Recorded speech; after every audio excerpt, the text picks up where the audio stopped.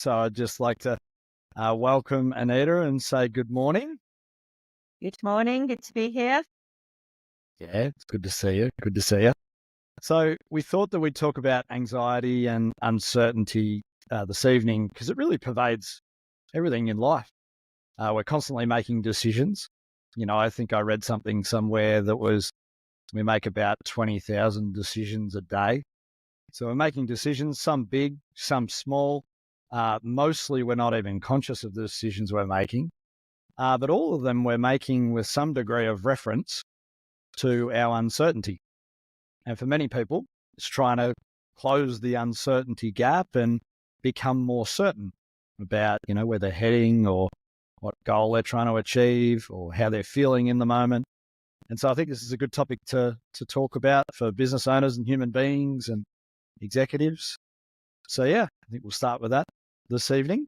Is there anything you want to say before we get into some of the I areas? think the thing that comes up is something that we shared with our group a few days ago, and that's around. And I think it was the part where they were like, "What do you mean when you say that?" Is the part where we don't realize that we are making decisions without knowing we're making them.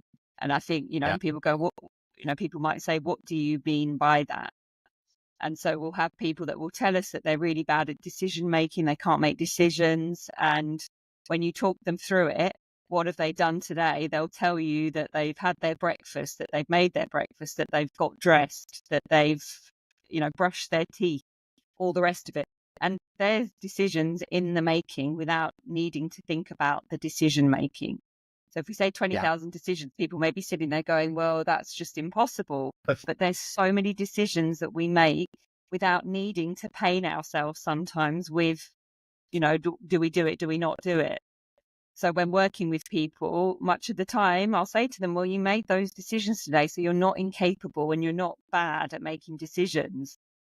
All that needs to happen is to see what makes those ones easier and what makes others ones that you need to think more about. And so it's bringing people awareness to the fact that they can do it and then breaking down their strategy and their value piece around the decisions that they've already made, that they've made so quickly that they've not even realized it's a decision. So Yeah, big totally. one. Yeah, amazing. Great share. So, I guess the analogy is if we go to pick up a mobile phone, we're not really making too many decisions there, but in each micro moment, we're executing a bunch of movements that do come from either our conscious or our unconscious mind. And if it's unconscious, it's more instinctual. If it's conscious, it's more, you have the awareness, you might use some rationality. And sometimes we get into this realm of intuition, which is, connecting dots from a really broad base of prior experiences and sources. So, we can explore a few areas in that realm. I think it'd be great to just go back a little bit and just maybe touch on anxiety a little bit, because I've thought about this more deeply recently.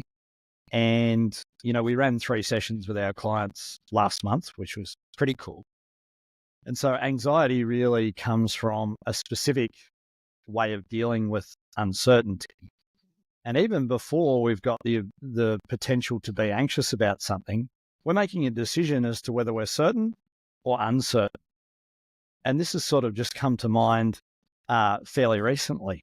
I've noticed in myself, even if I'm a little wrong or delusional sometimes, at least I can be certain.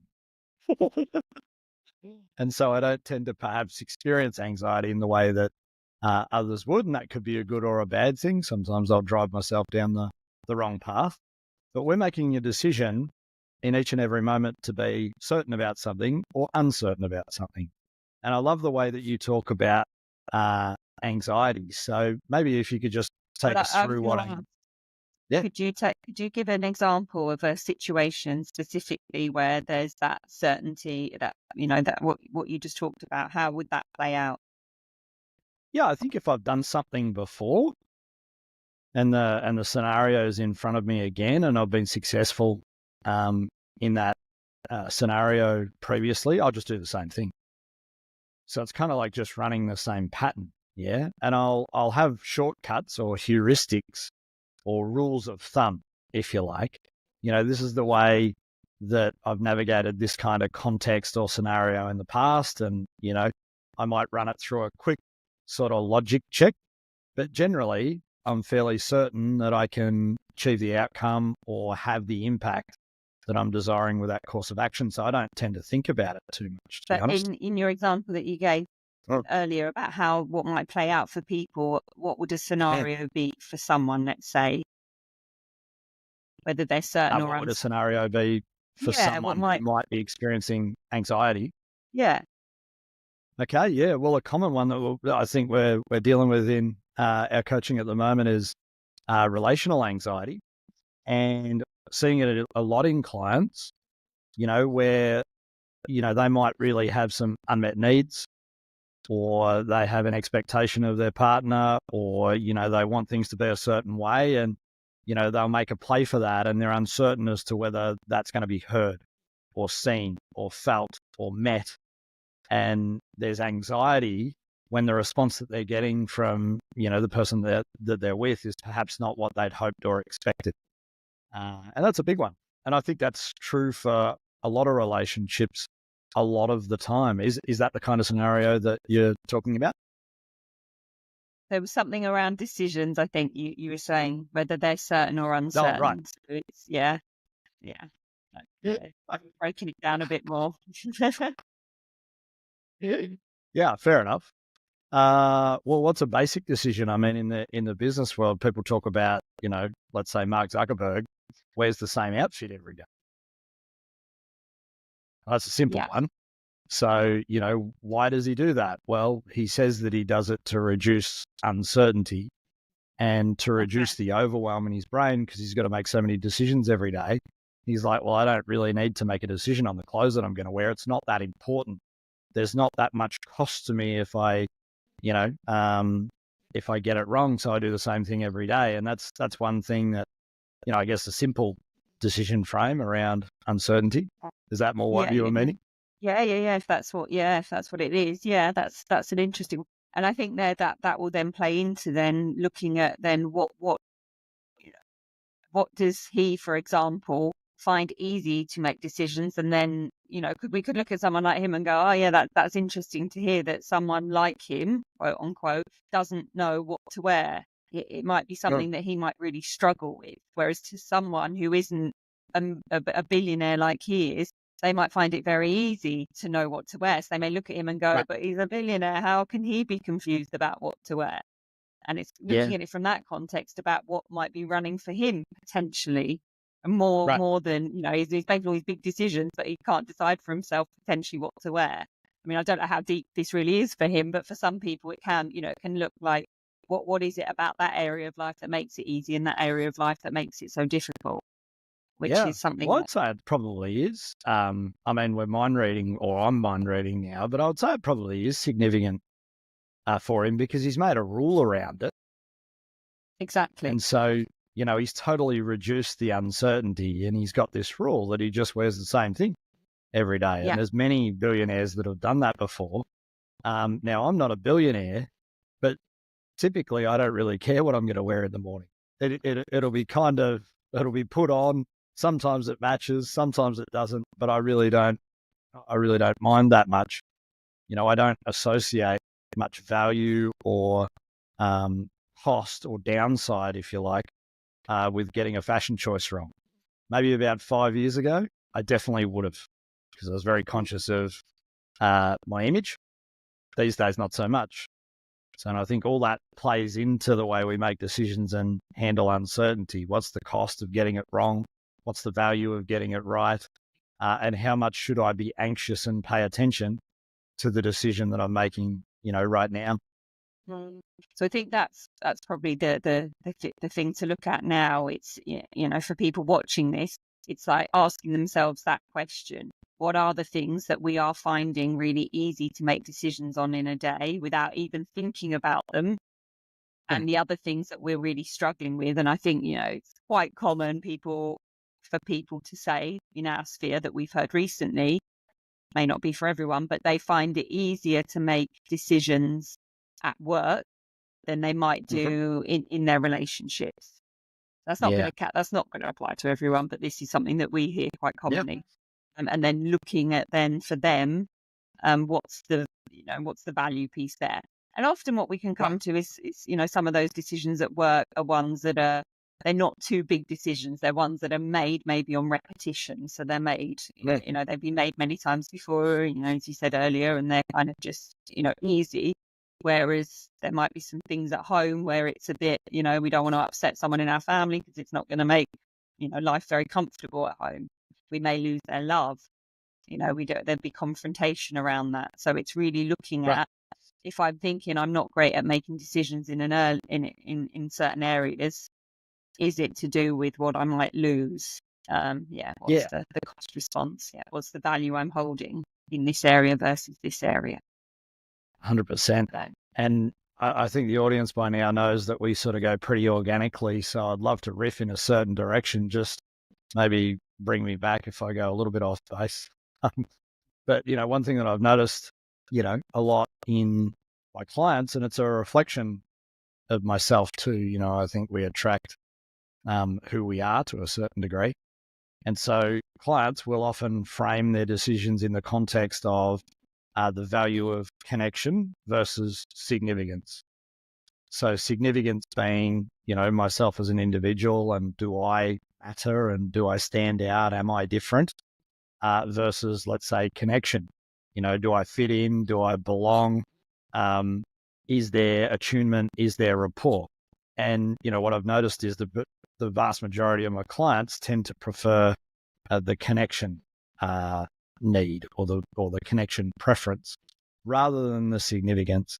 And so a lot of their decisions tend to run through this: am I connected or am I not? And there's a lot of value placed around, being connected with another in relationship. And so this can happen in multiple contexts, like you just said. It could be a relationship at work, could be a relationship at home, it could be an extended family relationship. But ultimately, like, our needs and preferences are a big driver in how we weigh up the cost in our mind, how we weigh up the value in our mind, the degree of certainty that we need, and therefore how we make decisions. So I don't know if you wanted to riff on that a little bit, or we go somewhere else. no, nothing really. I mean, it makes sense. I think, there's definitely, in my sphere, I see both. I see, different Yeah. personality types have different, have different things that they base their decisions on. I think what comes up for me in this, and something that I use a lot with my clients, is, once we go down that exploration of this whole value and the cost piece, it can come down to, and I see this a lot, it can come down to the fact that we just don't have enough information in that moment to make a decision. And so for most people, most of us that are struggling with decision making, and we think we're bad at decision making, I'll say to people, just leave it for now. Stop torturing yourself with trying to find, the answer right now. Trust that it only takes one thing to happen for you to just in a moment know what the right thing to do or not to do is. And it's this thing around, it's like, there's an expression that I heard a while ago that I really loved. It's not more time that we need to make a decision, it's more information. And if we don't have an answer, when people come in and they're wondering whether to leave their job, whether should they leave their relationship, it's like, well, if you're there and you're in it right now, be with where you're at. Stop paining yourself with whether you should or you shouldn't, and trust. And I know that's not, that's not easy to do, but trust that there'll be a moment where something may happen, may present itself, where the decision gets made without maybe even being needing to be thought through. It's just a moment where there's just this Yeah. presentation of something, and then we're just done, or we're not done, for example. But a lot of the decision making process is blurred by this, this trying to find the answer. If it's not there, as much as we can, just drop it, leave it, see what Yeah. happens. See what happens. Yeah, I love that. I love how you weave the trust into it. And I kind of come back to, let's say, someone like Elon Musk. He's trying to do so many things all at once and in really, really complex domains. it's not possible to have all of the information. And also, if you're going to be, if you're going to move quickly, you don't have the luxury of time either. So, I love the fact that you've weaved trust into that equation, because I think it's a big thing. We can't be certain of every variable, and that's true in life. So trust is so important in yourself. Yeah, Mhm. Yeah. it's cool. So maybe if we go to this little space of, a lot of people experience overwhelm, they experience stress, they experience anxiety. Maybe we can talk about how, those symptoms, let's say, arise from the decision-making process. Go for it. Yeah, yeah, cool. Well, I think I'll keep it pretty simple. Overwhelm to me is where we've got too many options, and having too many options is creating a lack of clarity in the decision-making process. It's almost like we've got too much freedom, too much information. And so when people are experiencing that, they're likely to label it as overwhelm. And so how do we deal with overwhelm? Well, reduce the options. And I think this is where, habits come into play for people that tend to run options, really excessively. They have a lot of different ideas, a lot of different threads of thought. It's helpful to have routines and habits. So that's the way I'd sort of describe overwhelm. I Stress think tends to, it's also yeah, when you say habits, it's habits of a lifetime. So if we run an options program versus people that are more on the structured side, right. then it's a habit. It's a habit from our Yeah, past that is still running us today, and that happens a lot. It's pretty, with this work, as we work with people, we're not just seeing what's happening on the surface and just creating new habits. It's also looking at the habits of the past that we've been doing and why we do them, why we run options versus being more structured, more procedural. Some yeah, people can be overly structured and procedural. Some people can be overly options orientated. And that's based on their past habits, their past programmings, their childhood, stuff that comes into play. So I think with this work, as we work with our clients, we're not just working on changing habits and creating habits. We're also working on the understanding of how we've created them. So it's depth yeah, to surface change, understanding the yeah, depth of totally. the path in order to make the changes on the surface. Yeah, yeah, love that. Love that. Let's maybe jump into stress. Um, so stress is a part of life too. I think anyone can avoid stress, and we all have different responses to the stresses that are naturally within us and in our environment. But what typically happens when people are dealing with excessive stress?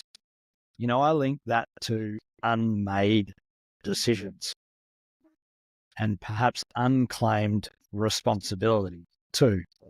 Because, if we accept that stress is always going to be there, but we're making decisions in our best interests. And when I say our, I mean self-interest plus the interests of the groups plus the interest of society. If we're making decisions and we're claiming them, we're claiming the responsibility for those decisions, there's really nothing to be stressed about. That's all you can do.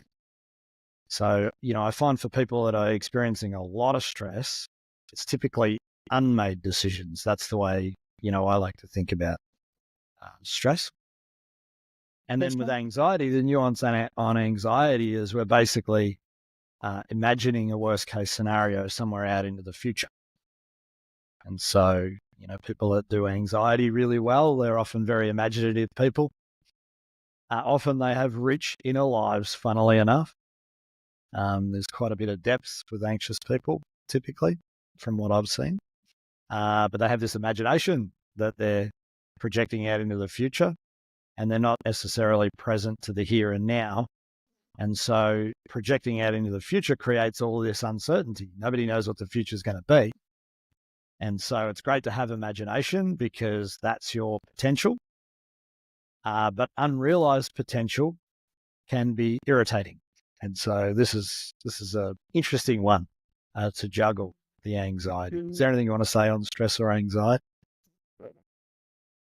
Big topics, eh? Yeah.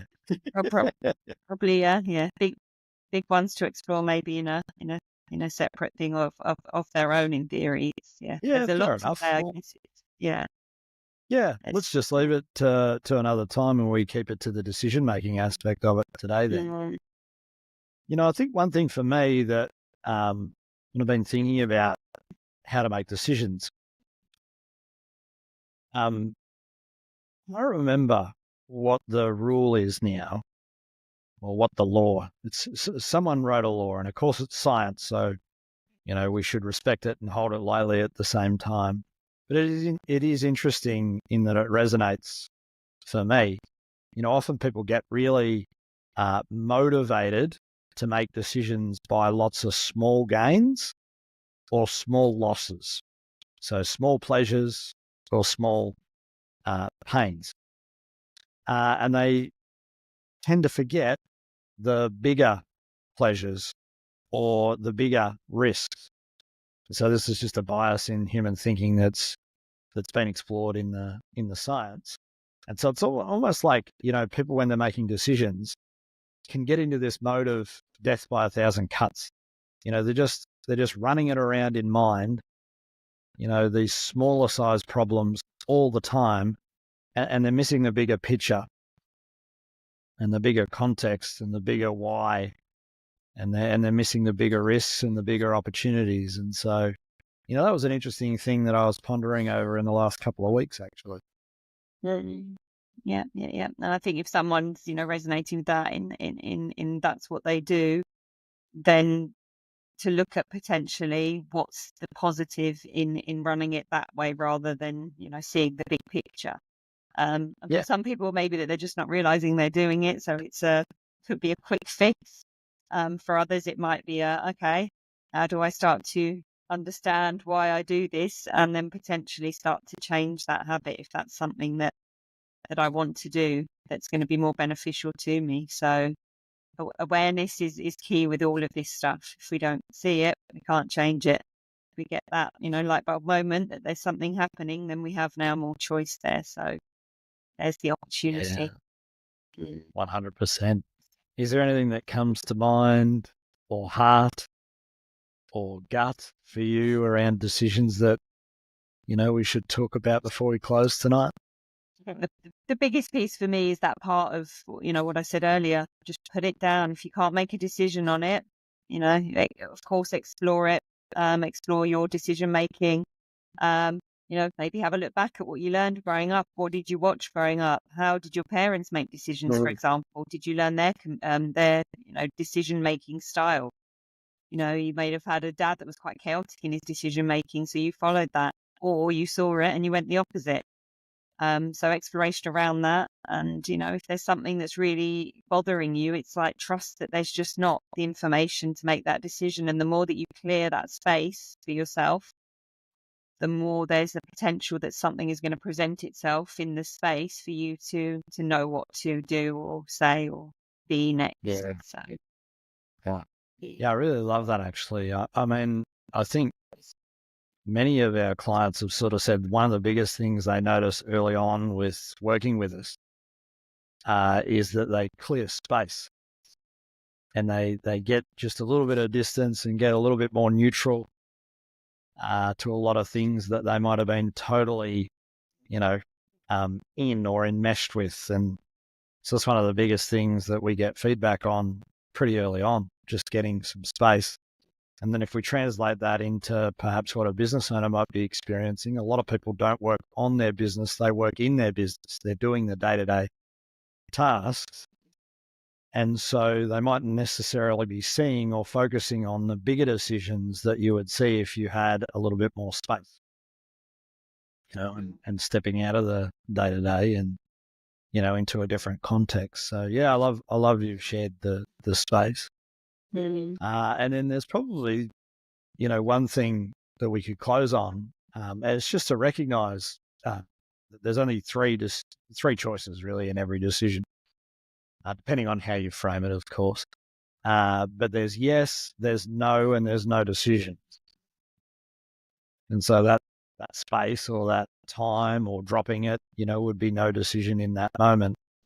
But there's yes, no, and no decision. And usually for most people, they have a preference for one of those three or a real aversion to one of those three. So it might be that people find it difficult to say no. And, that might have been a thing at home in childhood, or they have this philosophy of saying yes to everything and then drown themselves in stuff. Or they could be just overwhelmed through indecision. So, They it's could have always... learned. Yeah, Mm, the no decision, the not knowing how to make a decision could also be, that they weren't given the opportunities to make decisions. Maybe they had quite strong parents or a parent that made all the decisions for them, siblings mm, that were louder than them or overpowering than them, and they didn't have a voice, whether it's, the one in their head to know what to do, or the voice outside of themselves. So it's always, what do you want to do? I don't know. I don't, just it's the way that we make decisions a lot of the time is a habit. So if we've learned to be yes, or if we've learned to be no, or if we've learned to be I don't knows, we've learned it. And that's usually how our decision making style of today. mm. It's usually not, inconsistent, let's say. Yeah. Yeah. Fabulous. Okay. Well, thanks for today. It's good to see you again. You And too. looks as Thank though you. we've got Thanks for a... everyone watching. Yeah. Thanks to everyone for watching. Yeah. And looks as though we've got a couple of topics queued in the rack for our next couple of sessions. So thank you so much. Thanks to everyone for paying attention, and hope you got something out of today. Look forward to seeing you next week. Thank you.